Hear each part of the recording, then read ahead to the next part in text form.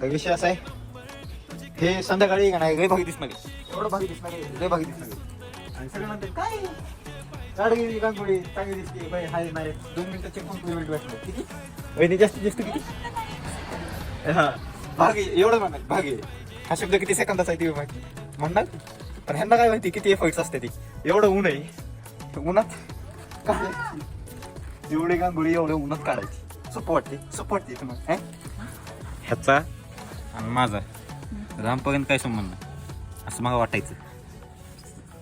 पण जेव्हापासून ही व्यक्ती भावामुळे जिंदगीत आली, ज्या गोष्टी इम्पॉसिबल होते त्या पण पॉसिबल लागते.